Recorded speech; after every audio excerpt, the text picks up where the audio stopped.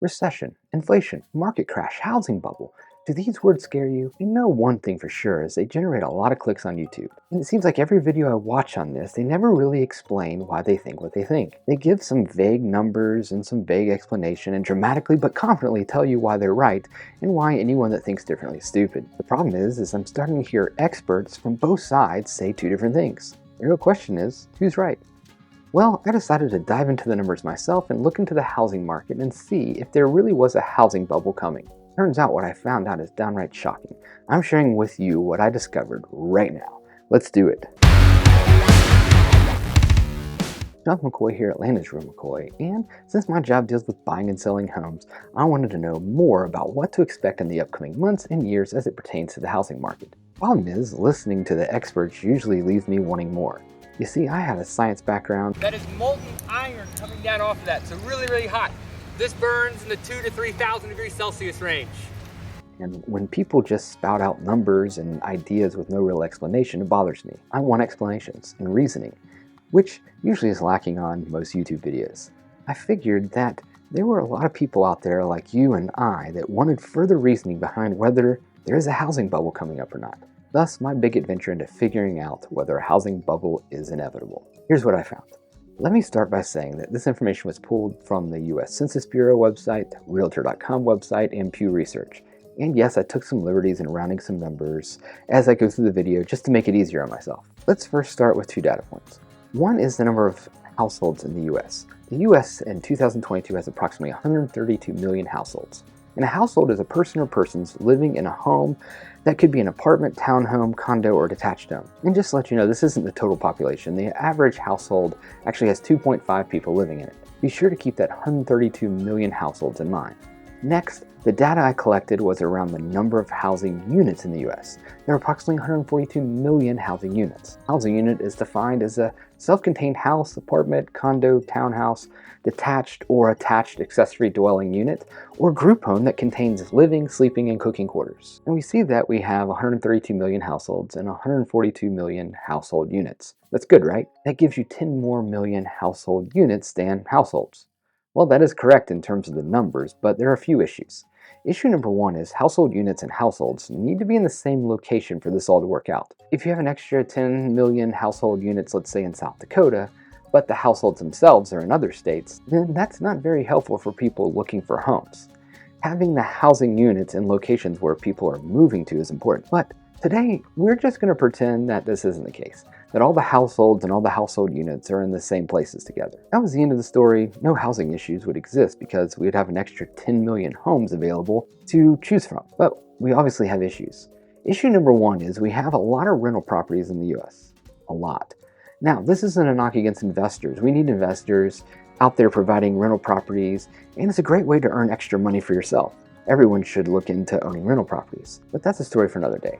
When we look at the numbers, 34.5% of all households rent, and that is just part of the story. There are plenty of investment homes that are vacant, and we'll get to that in just a second. Let's pretend that all the rental properties in the US are rented out. So that means that 34.5% of all household units are rentals. This is a total of 49 million housing units. That's a lot of housing units. And when the economy is doing great, like it has been, then many of those renters don't want to rent anymore. They want to buy their home. The problem is at least 49 million of the 142 million housing units are not for sale because they're investment properties. But shouldn't the 10 million home buffer, the difference between the housing units and the households, take care of this issue? Well, let's look deeper into this, and this is where it gets interesting. 9.3% of all housing units are vacant. What? Let me say that again. 9.3% of all housing units are vacant. You can only find one data point amongst this 9.3% to help explain this number, but I'll give you my thoughts momentarily. That number is 2.2% of all housing units are rentals available, but they haven't been rented out.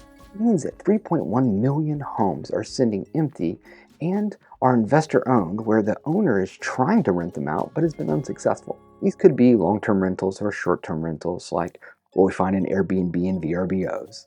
So what does this leave us with? That leaves us with 7.1% of homes that are vacant but are not on the market as rental properties. While I couldn't find much explanation, it seems that this could be second homes that are not lived in except for a few times a year, or they could be homes that are not inhabitable, or someone owns them and are just holding them. No matter what the issue is, this means that 10 million housing units sit vacant and are not available. All right, let's now add it up. There is a total of 13.1 million vacant homes in the US. If you remember, we have 132 million households and 142 million household units. At first glance, we have 10 more million household units in households. But if we take the vacant homes into consideration, we have a deficit of 3.1 million housing units. Now my question right away is, where are the extra 3.1 million households living if there are not enough household units? And my answer is, I don't know. Extended stay hotels? Maybe. Combining households with multiple households living in the same housing unit? Guess that's a definite possibility. I mean, it definitely happens. These are some of my thoughts that I couldn't find a solid answer to. Now let's continue with our issue. We need 3.1 million homes. Over the last 10 years, the number of households in the US increased by approximately 1 million households per year. In that same time frame, builders have been building on average 700,000 new housing units per year. And the interesting thing is if you take the total growth over the last 10 years, which is 10 million households, and subtract the number of new household units constructed, 7 million, and we get the difference of 3 million, almost exactly the amount of homes that we're in need of. But we do have some good news. This year, we are looking at 1.7 million new homes being constructed. If we continue at this same rate, 1 million new households and 1.7 million new housing units, then after 4.5 years, we will finally bridge the gap. That now leads us to the housing shortage and the demand being so high. A few things. One, demand is high because we have a thriving economy and we've had it for a while. Two, over the last 10 years, we did not build enough homes. And three, we have a deficit of 3.1 million housing units. It is not just inflation driving up prices. There is truly not enough homes available. We didn't even jump into where the population is moving to and shortages in specific states and cities. How do we solve this issue in the meantime? There are a few ways to possibly do this. Option one, some of these homes that are sitting vacant come onto the market for sale or even as possible rentals. This doesn't seem likely to happen in my opinion, as the percentage of vacant homes in the US over the last 10 years has remained around 10%. I don't know what the reason is for all these vacant homes. The last 2 years has shown us the hottest sellers market that has ever been seen.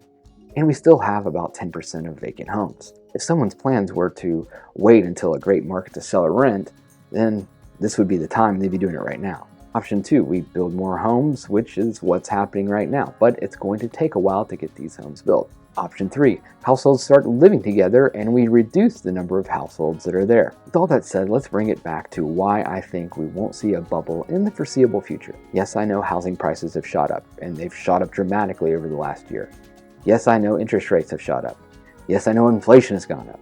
All these things indicate bad times ahead. But no matter how bad it gets, guess what everyone still needs?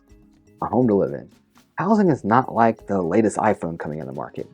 You can do without the latest iPhone and just save your money. But everyone needs a place to live, and it's not like the housing shortage, it's just a lack of people wanting to sell their homes. There's a lack of household units for rent as well, and rent is skyrocketing along with home prices.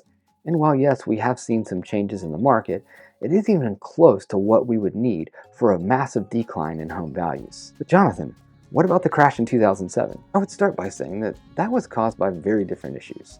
Lending to anyone and everyone who seemingly had a pulse to start with was a big issue then. Interest-only loans was also a terrible idea. And in 2006 and 7, we had both high inventory and skyrocketing home values. Today, we see skyrocketing values for homes, but we see two differences. The home prices are going up because of such low inventory. Qualification for home loans now is much more stringent than it was in 2007. And even though people are having to pay more for homes, they are qualified to buy those homes. Even though a housing bubble isn't all about supply and demand, it does play a big role. Well, let's look at a few other things. A lot of the data I'm about to share with you is from the Wall Street Journal. In every recession since World War II, there has been two things in common with a recession. One, the GDP goes down, and two, unemployment goes up. This makes sense. You see, what happens is during a recession, people spend less because either they are afraid of the economy and what is possibly going to happen, which we are seeing right now with consumer sentiment being so low, Or people cannot spend because they actually don't have the money to spend, which we don't see right now, but we have seen the percentage of savings for the average American go down. When people spend less, businesses make less profit. When that happens, workers get laid off, which then causes more people to spend less money, and the vicious cycle continues, thus a recession. There are some huge factors at play right now that we haven't seen during other recessions. Corporate profit margins are at an all-time high. Matter of fact, corporations have a combined $4 trillion in cash saved up, which is a lot different than when other recessions have hit. In addition, the labor force participation is the lowest it's been in 40 years. There are 11 million jobs that are not filled right now that are available.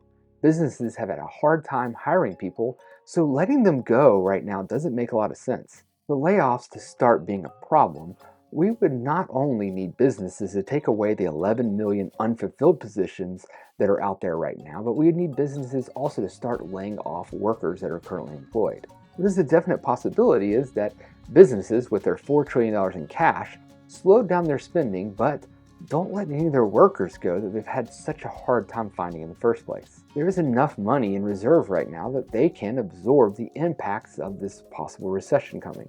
By now combining this information with the low inventory we've talked about, I bring you to what I think is going to happen and what I've said in previous videos. There will be more homes coming on the market and staying on the market longer.